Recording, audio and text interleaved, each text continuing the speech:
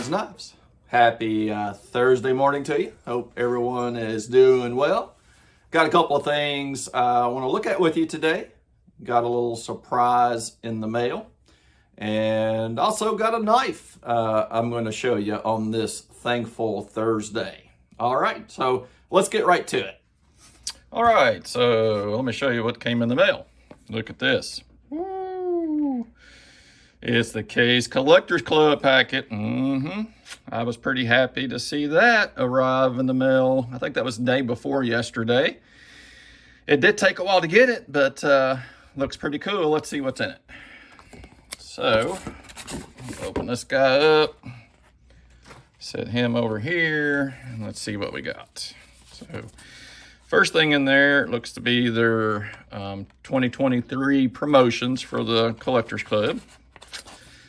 And I looked through this a little bit already, but you could see some of the good stuff in there. Got a small Congress, got a nice canoe. What else we got? Mini copper lock, slimline trapper,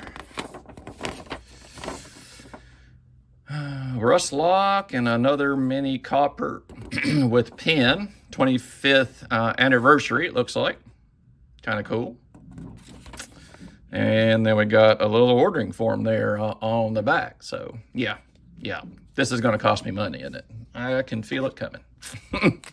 All right, and then let's see here. So they sent me a little letter there with my card at the bottom, which I covered up because, you know, it's got some personal info on it that I don't care for all of the world to know about. But talks a little bit about the Case Collectors Club, chartered in 1981, premier association for case knife collectors and enthusiasts across the world. Benefits including subscription to the Case Collector Quarterly magazine, annual case catalogs mailed to your home, limited production knife offerings, access to our online forum community, opportunity to sponsor up to 2 junior members for free, and you can tour the Case factory. Pretty cool stuff. I'd love to go do a tour sometime. Might have to try to arrange that the next year or two. And then looks like they've got a little flyer here for the factory tour. Neat. And what we got here, let's see. So, new member, Crimson Bone canoe in stainless steel for only $49. That's a pretty good deal, brothers. Pretty good deal. I will be ordering one of those probably today. And then, last but not least, looks like is volume 4 of the Case Collector magazine for 2023. And I gotta tell you, I like that knife that's on the front cover there. Has anybody tried that guy out yet? I'd like to hear your thoughts on it. It looks like a quite capable bushcraft knife. Let's see here. So we just got some various, it's a dealer spotlight. Looks like they have an article on part 3 of the knife assembly during Case's finishing process.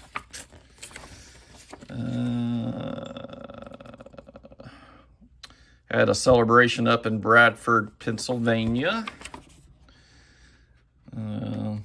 Showing another one of the limited edition knives in the order form. Looks like they maybe had a wedding at the Case Collectors Club, reunion. Say that 3 times real fast. Cool. And then some shots from the field. And then some info on the Laramie Miller knives. So that one looks like it is called the Sasquatch Bowie knife, made from 1905 carbon steel. Handles made of micarta. Top clip bevel blade, ideal for skinning. It's got a nice, looks like it's a straight portion of the blade edge toward the guard is optimized for tougher jobs. This heavy-duty, multi-purpose, reliable fixed-blade knife is crafted in Bradford, Pennsylvania. Measures 13 inches overall with a 7.75-inch blade weighing 14.5 ounces. That sounds pretty good. Sounds pretty good. And then a little advertisement there on the back of the magazine. So, all good stuff. You haven't joined up with the Case Collector Club, you might want to. Seems like a pretty good deal. Now, let me show you the modern folder that kind of started me back into being a more avid knife collector. And that would be this guy. This is the Spyderco Delica. I've had this for a number of years. I really like this knife a lot. Just well-made, kind of no frills, lock back. It's got a nice pocket clip on the back there of these FRN handles. If you say, well, that looks new, that's because the clip is new. I sent it back to Spyderco just to have a little bit of maintenance done on it. And they put a new edge on it for me, cleaned up the knife, relubricated it, and I paid extra to have a new clip put on. So they did that for me. Overall, pretty good service. The only thing I would say is the knife was not sharp when I got it back. So if you were sending it in for knife sharpening, you would have been sorely disappointed, at least in this one experience here. I'm not sure what happened. They did have an edge on it, but it was not anywhere near what I would consider sharp. So I was a little disappointed in that, to be honest. But otherwise, everything is just as good as it was when it was brand new. And, you know, it's just a perfect EDC size knife. It's very slicey. What is this? I forget.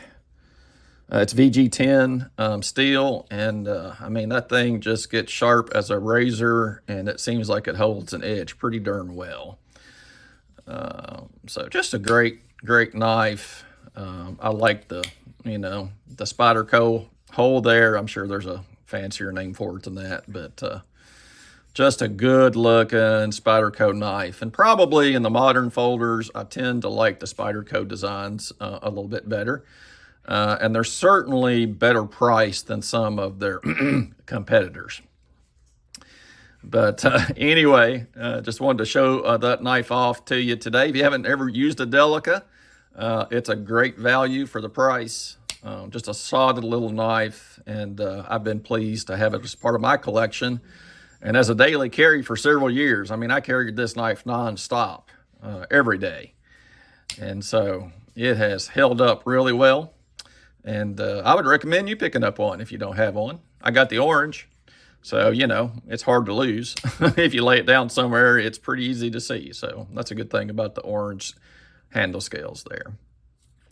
All right, just want to say, it is Thankful Thursday, and I had a couple of thoughts about that really quickly. We're at 8 minutes, so I'm going to try to make this fast. One of the things I'm grateful for is the fact that I live in a country where I can purchase knives, where I can earn a living and have the freedom to spend that money as I see fit. I'm not happy with how things have been going the last few years, though.